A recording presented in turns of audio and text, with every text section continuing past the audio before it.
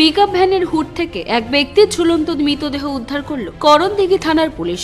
রবিবার ভোরে করণদিঘি থানার টুঙ্গিদিঘির একটি গাড়ির গ্যারেজ সংলগ্ন স্থান থেকে অজ্ঞাত পরিচয় ব্যক্তির মৃতদেহ উদ্ধার হয়। বিষয়টিতে আলোড়ন ছড়িয়েছে এলাকায়। স্থানীয় সূত্রে জানা গেছে, টুঙ্গিদিঘির একটি গাড়ির গ্যারেজে গাড়ি মেরামত করা হয়। সেখানে একটি বিরল পিকআপ ভ্যান রাখা ছিল।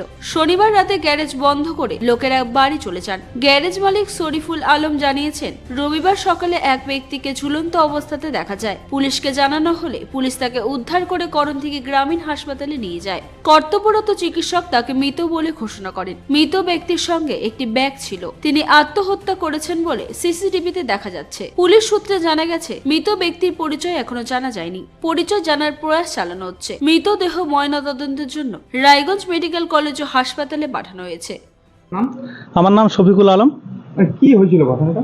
আমি সকালবেলা তো রুমে ছিলাম, আমি এক্সারসাইজ করতেছিলাম রুমের ভিতরে। তো গ্যারেজ থেকে আমাকে 6:56 আমাকে ফোন করে যে এরকম গ্যারেজে একটা অন্য লোক আইসে এখানে সুসাইড করছে গাড়িতে। তো আমি আইসে দেখলাম, দেখার পরে তো এই সবাইকে ফোন করলাম, তারপর থানাতে খবর দেওয়া হলো, পুলিশ আসলো, আইসে নিয়ে গেল। চিনা যাচ্ছে না কোথাকার লোক। মানে তারা দেখেছেন এর আগে?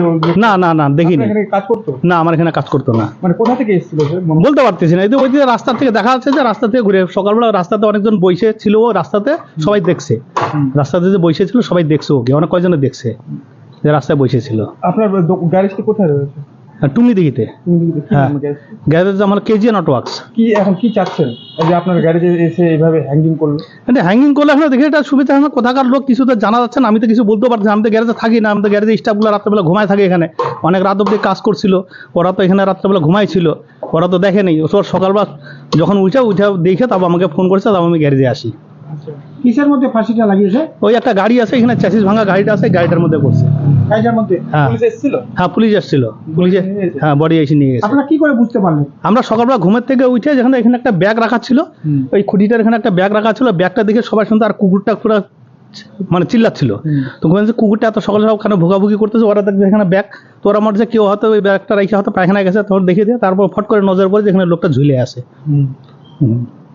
কি দিয়ে ছিল? দড়ি দিয়ে? দড়ি দিয়ে। এখন কি চাচ্ছেন? চাচ্ছি যে এখন লোকটা কোথাকার, এটা কি ব্যাপার, এটা একটু তদন্ত হোক। লোকটা যেন সঠিক জায়গায়, যার বাড়ির লোক সে যেন এসে চিনতে পারে লোকটাকে। মানে এখনো কোনো পরিচয় পাওয়া যায়নি? না না, এখনো কোনো পরিচয় পাওয়া যায়নি। কোনো আই কার্ডও ছিল না? না, কোনো কিছু আই কার্ড ছিল না, কোনো কিছু ছিল কিচ্ছু ছিল না, কিচ্ছু ছিল না। প্যান্টের পকেট একটা শুধু ওই যে বিড়ি খায় হয়তো একটা লাইটার ছিল। আপনার নাম? আমার নাম শফিকুল আলম। আপনার গ্যারেজ? আমারই গ্যারেজ। আপনার বাড়ি এখানে? হ্যাঁ, আমার বাড়ি শিলিগুড়ি, আমি এখানে থাকি। ও আচ্ছা, বাড়ি শিলিগুড়ি আমার। রায়গঞ্জ থেকে বিথিকা পালের রিপোর্ট, কুলিক নিউজ।